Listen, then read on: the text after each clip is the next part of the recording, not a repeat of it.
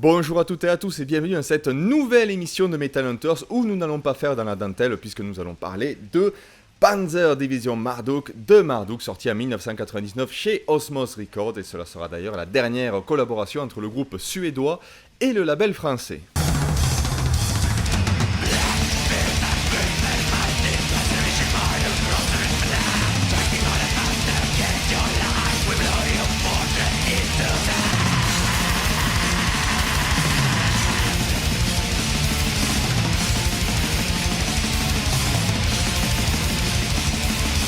La facilité me force à commencer cette chronique en disant que nous avons là sûrement un des meilleurs albums de black metal brutal qui soit. Alors c'est sûr, cette affirmation peut faire sourire, vous pouvez douter, surtout de nos jours, mais plus que jamais, il est important ici de remettre les choses dans leur contexte. Que se passait-il en 1999 ? Eh bien, à cette époque, le black metal avait déjà beaucoup évolué, et pas dans le meilleur des sens, diront les plus trous d'entre vous. En effet, certains groupes comme Dimmu Borgir ou Cradle of Filth avaient commis l'ultime trahison en utilisant des claviers à foison, des productions claires, le tout pour un rendu très abordable. Et ça plaisait pas beaucoup à certains, alors pour sûr nous avions certains groupes, pas mal de groupes d'ailleurs, qui tenaient toujours la route, qui étaient toujours trous.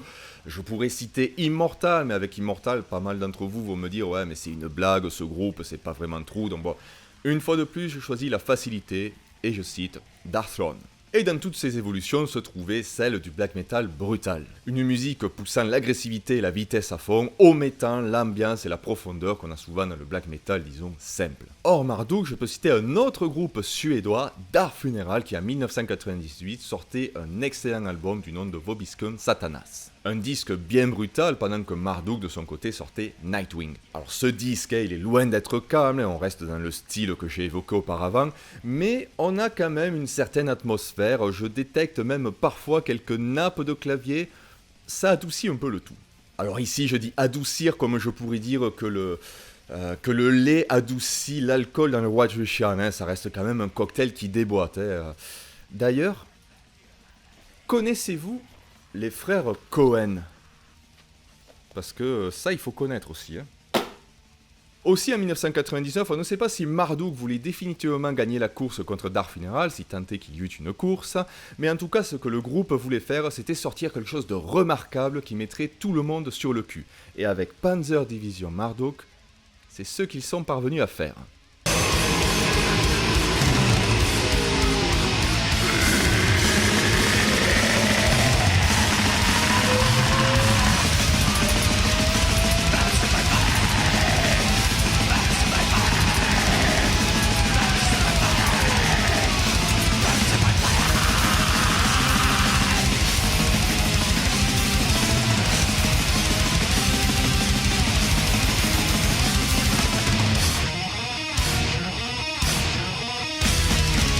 À sa sortie, le disque fut qualifié d'album le plus extrême de tous les temps. Langage de marketing pour vendre des albums, ça on connaît, mais j'avoue que le disque n'a pas volé cette appellation, de même lorsqu'on dit qu'il s'agit là du Raining Blood du black metal, tant sa musique est véloce et brutale. Encore une fois, de nos jours, cela pourrait, le conditionnel, faire sourire. Il y a eu plein d'autres albums dans le black ou dans d'autres styles qui sont sûrement beaucoup plus violents. Et encore, je ne sais pas si je serais d'accord avec ça, parce qu'en réécoutant le disque pour la chronique, j'ai quand même été affreusement soufflé par son intensité. 30 minutes au compteur, 8 titres, pas une seconde de répit. Le disque se veut direct, extrêmement brutal et extrêmement rapide. Anderson à la batterie lâche que très rarement le blast beat, rythme de fou furieux suivi par les riffs de Morgan Håkansson, riffs qui, malgré tout, on peut pas s'y tromper, là on a bien du Marduk, on a bien là la marque de fabrique de ce groupe suédois. Biwar à la basse, inaudible bien sûr, mais quand même sa présence rajoute une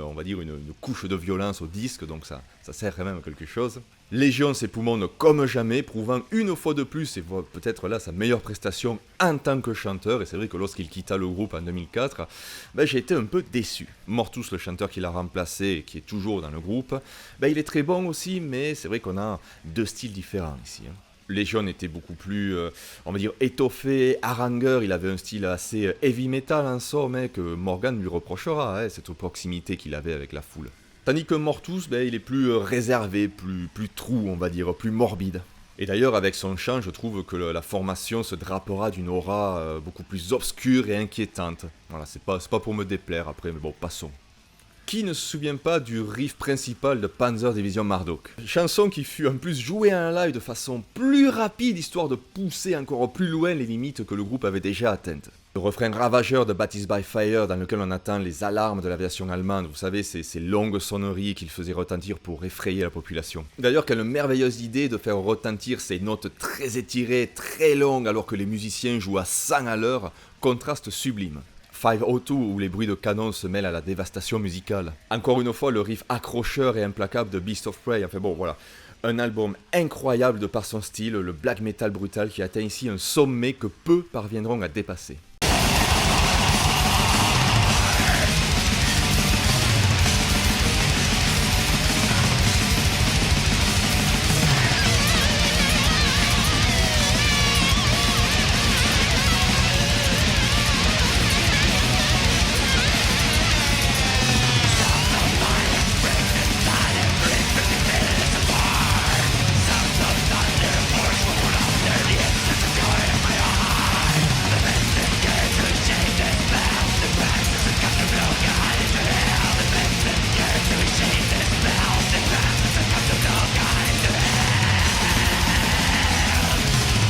Panzer Division Marduk est intense, violent, extrême et marqua à coup sûr l'histoire du black metal avec ce style que je vous ai décrit et qui l'éloigne à mon sens du black metal de base tout en gardant bien sûr un certain lien avec celui-ci.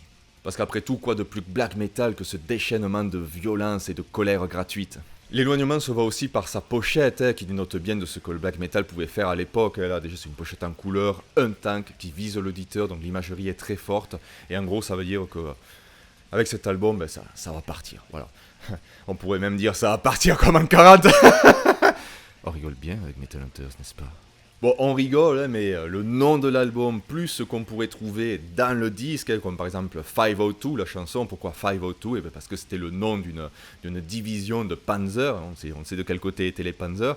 Eh bien, tout ça, à l'époque, et peut-être même encore, cela a fait grincer des dents à certains. Alors c'est vrai que le black metal n'est pas là pour faire dans le politiquement correct, surtout à l'époque où le style n'était pas aussi diversifié. Mais malgré tout, en interview, les membres du groupe se sont défendus de tout rapprochement avec une idéologie malsaine, disant que Panzer Division Marduk était juste un album qui se basait sur l'histoire avec un garage, parce que les membres sont passionnés d'histoire, et que s'il y avait des personnes qui continuaient à dire que c'était là...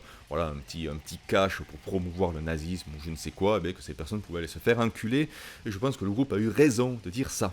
Mais revenons à l'image du tank, une machine de guerre bien huilée qui fait énormément de dégâts puisque le groupe souhaitait le même effet avec son album. Voir avec ce que le groupe était devenu, une machine de guerre conduite par de fins stratèges et se voulant d'une efficacité terrible en matière de destruction. Aller d'un point A à un point B, comme Marion Séclin, sauf que là, cela serait pour tout balayer sur son passage avec une musique implacable et ravageuse. Pari réussi. Mais pari qui ne plaira pas à tout le monde, bien sûr. Parce qu'il faut comprendre que l'album, il faut se l'encaisser, c'est pas tout le monde qui peut apprécier une telle déflagration.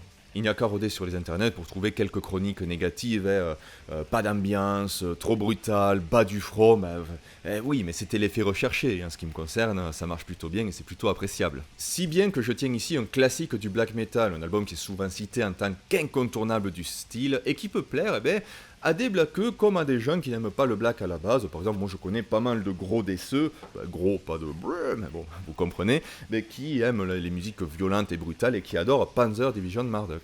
Eh oui!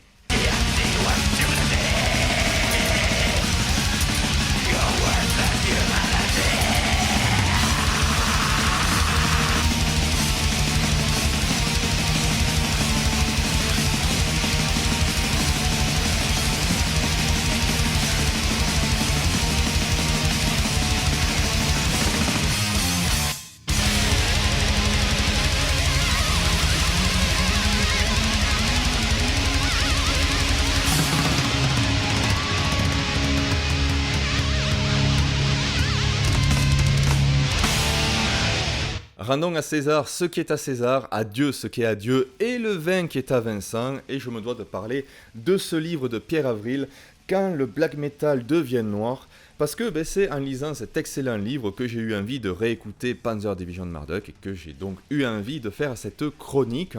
C'est sorti chez les éditions des Flammes Noires. Et oui, je fais un petit peu de pub parce qu'il le mérite. C'est un très joli livre avec de très très belles illustrations.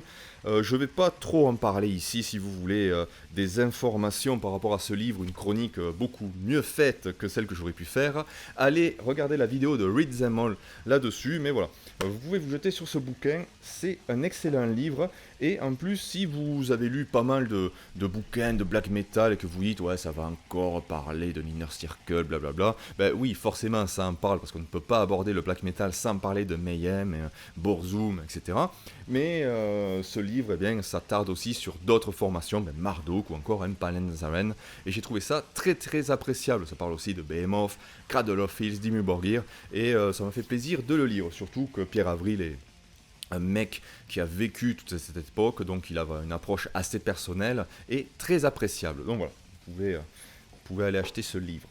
Je mettrai le lien dans la description. Et donc, excellent, incroyable album, comme je dis encore aujourd'hui, j'écoute ce disque et j'ai le souffle coupé tellement il est intense et violent. C'est un régal, voilà, avec la pochette et le tang. Donc là, vous avez vu, c'est une édition Digipack très très jolie avec un petit écu en fer, ce qui rend le tout super lourd. J'avais trouvé ça à Gilbert Joseph, il y avait quelqu'un pour mon plus grand plaisir qui avait revendu toute sa collection de black metal. Bon, bien sûr, ça d'occasion, même à Gilbert Joseph, ça valait assez cher pour un disque d'occasion. Je crois que j'avais payé une quinzaine d'euros, mais c'est une très jolie pièce pour un excellent album. Qu'est-ce que je dois vous dire? Eh bien rien, je ne dois plus rien vous dire, vous savez tout. Le bon café avec le truc italien là. Génial. Donc voilà, j'ai tout dit. J'espère que cette vidéo vous a plu. On se donne rendez-vous bien sûr pour une prochaine vidéo où il y aura quelque chose de un peu plus cool, un peu plus power et français. À part si je change de plan, bien sûr. D'ici là, vous savez ce qu'il vous reste à faire. Stay metal!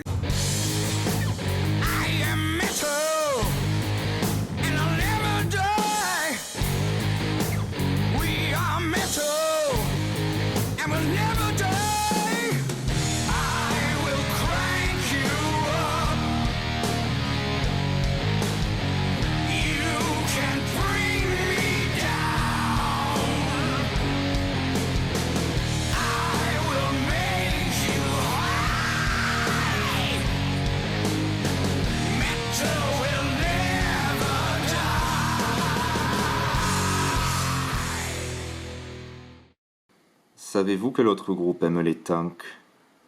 Sabaton.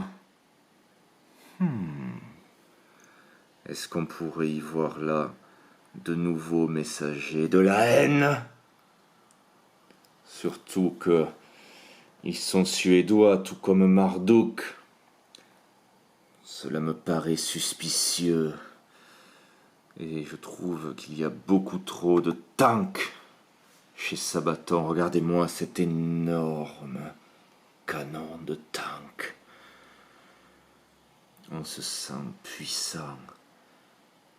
Et je me demande si Sabaton ne s'inspire pas de Panzer Division Marduk pour créer... Mais je sens la haine venir en vous. Je sens la colère et la haine. Oui, c'est ce que j'espérais. Je vais utiliser toute cette haine pour créer mon propre groupe de black metal qui s'appellera Panzer Division Enoch. Il y aura plein de tanks, des légions entières de tanks. La terre sera recouverte de tanks. Et tous ces tanks tireront des poulpes. Cela me paraît évident, non ?